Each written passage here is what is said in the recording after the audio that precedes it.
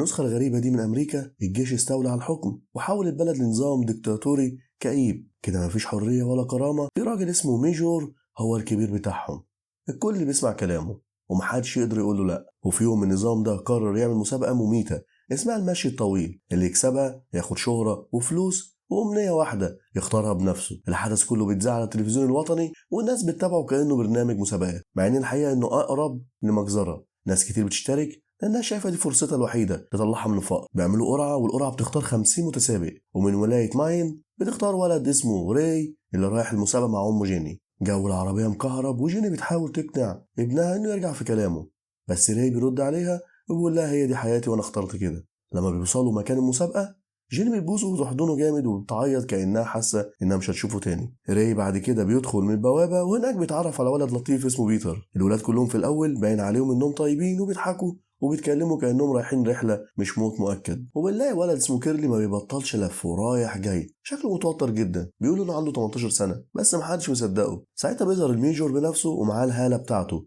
القائد اللي شايف نفسه منقذ الأمة. بيدي كل ولد ميدالية معدن عليها رقمه وبيقول لهم بفخر انتوا بقيتوا رجالة. وبيبدأ الخطاب بتاعه اللي مليان كلام فاضي عن العمل والإنتاج وإحياء روح الأمة. الراجل مقتنع إن المسابقة دي بتخلي الناس تشتغل أكتر، وكأن الحل في إن الناس تموت عشان الباقيين يشتغلوا. وفي الآخر بيديهم الأساور اللي بتقيس سرعتهم وبيشرح القوانين، وكلهم لازم يمشوا لحد ما يفضل واحد بس ومفيش خط نهاية. لازم يحافظ كل واحد على سرعة 3 ميل في الساعة، واول ما السرعه بتقل بياخد انذار، و3 انذارات بيتطرد. بس مش بيتطرد بره المسابقه، لا بيتطرد بره الحياه، بياخد طلقه في الراس.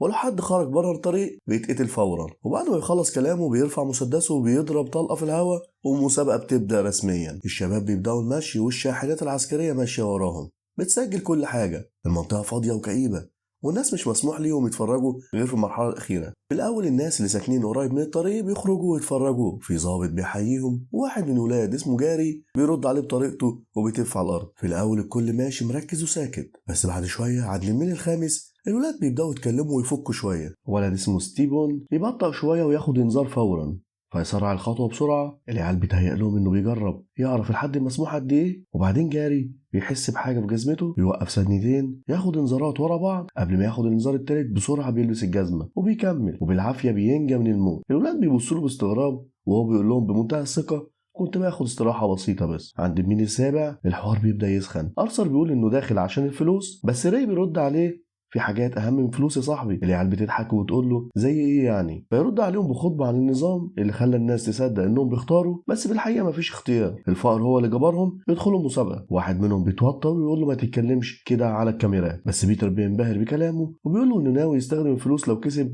عشان يساعد الناس. بعد شويه بيظهر ولد اسمه ريتشارد ماشي وهو ماسك نوته بيكتب فيها اسامي وارقام كل المتسابقين، وبيقول انه ناوي يكتب كتاب عن المشي الطويل وده هيخليه مشهور. بس بيتر بيرد عليه بسخريه يا عم انت لو كسبت هتبقى غني ومشهور اصلا، الكتاب يعمل لك ايه؟ بعدها بدقايق كيرلي بيصرخ فجأة من وجع في رجله شدت عليه وبدأ يبطل. الجنود ادوله اول انذار وراي بسرعة بيحاول يساعده ويمشي معاه، وبيتر كمان بيشجعه بكلام طيب. كيرلي يحاول يكمل لوحده بس التعب كان اقوى منه، بيقع على الارض والجنود بيدوله الانذار التالت، وبكل بساطة طلقة وخلصت حياته. كل بيتصدم وراي بيتأثر جدا ويبطأ خطوته من الصدمة، فبياخد انذار هو كمان، وبيتر بيشده بسرعة عشان يرجع له السرعة المطلوبة. بعدها بشوية الميجور يظهر تاني على الطريق كأنه بيعمل عرض ويقف يقول خطبة عن كيرلي اللي وقع بشرف، وبيطالب الكل يحييه كأنه بطل قومي، مع انه لسه من شوية اتقتل قدامهم بدون رحمة. يطلب من عسكري مية ولما بيمدله ايده بياخد الإزازة وبيلمس سلاحه كده وبيخبط عليه بلطف. وبيتر بقى المعلم لوحده كده في نص الطريق قرر انه يفك زنقته بمنتهى البساطة ولا كأنه في رحلة. عند الميل ال17 بيشوفوا بنت واقفة على جنب الطريق شايلة يافطة وبتشجع عليه. الولاد كلهم بيبدأوا يضحكوا عليه ويقولوا له عندك معجبة يا نجم، بس البنت كانت صغيرة قوي فالموضوع كله كان هزار. وفجأة ولد تاني في نص الطريق بيقع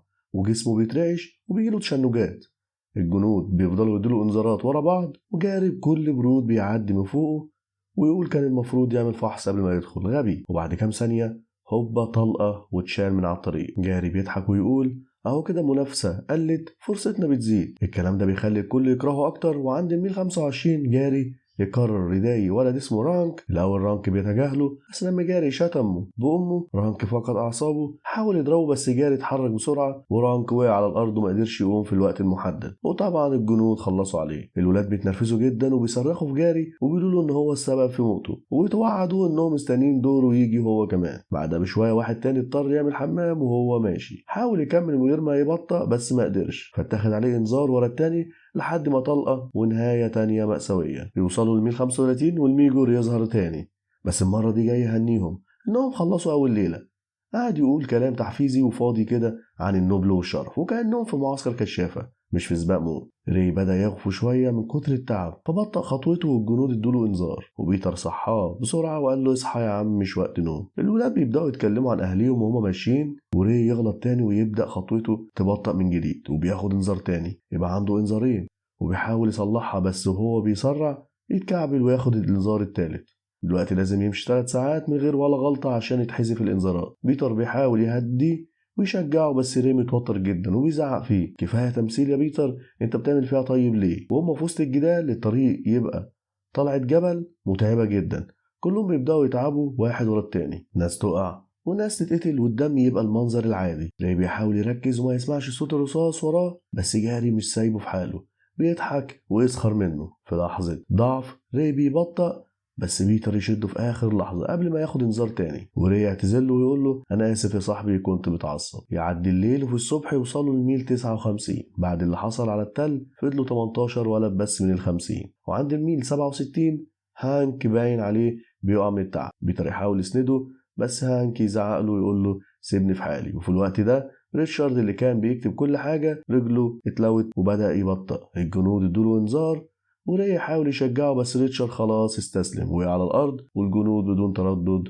رصاصة في الدماغ. والولاد شايفين الطفلين بيتفرجوا من بعيد على المنظر. الولاد بيمشوا وهم ساكتين محدش قادر يفتح بقه بعد اللي شافوه. جاري لسه بيهزر وبيضحك كأنه في رحلة مدرسية، وبيتر بيبصله بنظرة كلها كره. ري بقى وشه باين عليه التعب والصدمة، بس بيحاول يفضل ثابت عشان ما ينهار. بعد كذا ميل الميجور يظهر تاني بعربيات الجيش ووراهم جمهور بيشجع وبيزعق كأنهم في ماتش كورة. واحدة من المتفرجين بترمي ورد على الطريق، بس الولد اللي جنب ري ما ياخدش باله ويدوس عليها ويتكعبل. الجنود ما رحمهمش، 3 انذارات في ثواني وبعدها طلقة والناس بتسقف لهم كأنهم بيحتفلوا. جاري بيضحك ويقول لري شايف حتى الزهور بتقتل هنا. ري ما بيردش عليه بس وشه باين عليه الغضب. بيتر يحاول يخفف الجو ويقول نكتة بس محدش بيضحك، الكل خلاص دماغه باظت من الرعب والتعب. الليل يدخل عليهم تاني وفي ولد اسمه ستيف جسمه بدأ يترنح، بيقع أكتر من مرة. الجنود يفضلوا وراه بالعد وهو بيحاول يقوم بالعافية، بس في الآخر يقع وما بيقومش، وكل ده تحت ضوء الكشافات والرصاصة كالعادة بتكمل المشهد. في نص الليل ري بيبدأ يسمع صوت خطوات مش طبيعية حواليه، يبص حواليه يلاقي بيتر ماشي جنبه ولسه ثابت، بس جاري وراه بيهمس كلام غريب بيقول لنفسه أنا هكسب، أنا الوحيد اللي يستحق. ري يرد عليه ببرود تكسب إيه يا عبقري، إحنا ماشيين على طريق موت مش ماراثون. جاري بيضحك ضحكة شريرة ويقول كلنا ميتين يا ري، الفرق إن أنا هختار وقتي. عند الميل 80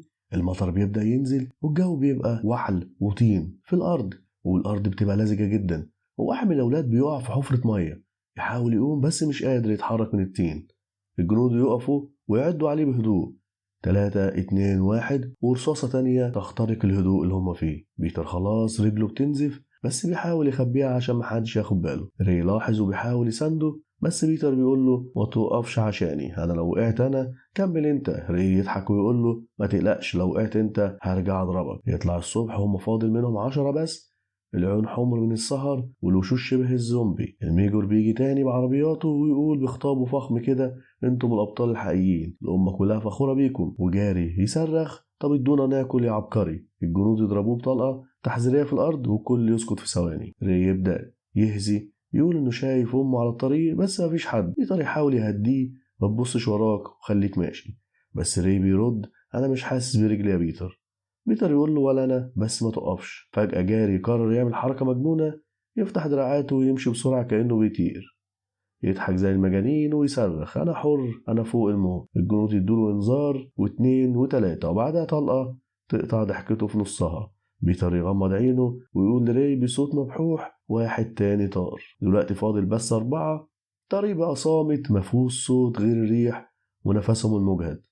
الميجور يوقفهم مؤقتا ويقول لهم انهم عدوا الميل رقم 95 وان النهاية قربت. ري يسأله هو فين الخط الفاصل، الميجور يضحك ويقول له هتعرف لما توصل له. بعدها بشوية بيتر بينهار ويقع على ركبته، وري يحاول يشيله بس بيتر يقول له بصوت واطي كفاية كده أنا مش قادر. ري بيصرخ وما تموتش يا بيتر، بس الجنود بدأوا يعدوا وري واقف مش قادر يتحرك من مكانه. طلقة تانية وبيتر وقع خلاص. ري يكمل لوحده، عينه كلها دموع بس في نفس الوقت بيضحك ضحكة خفيفة ويقول ما كنتش عارف إن الصداقة بتوجع كده. يفضل ماشي وهو بيكلم نفسه وهو داخل في غيبوبة من التعب. السما تبدأ تفتح شوية والشمس تطلع، والميوجر بيعلن إن المشي الطويل رقم 47 انتهى وإن الفائز هو ري جاريتي.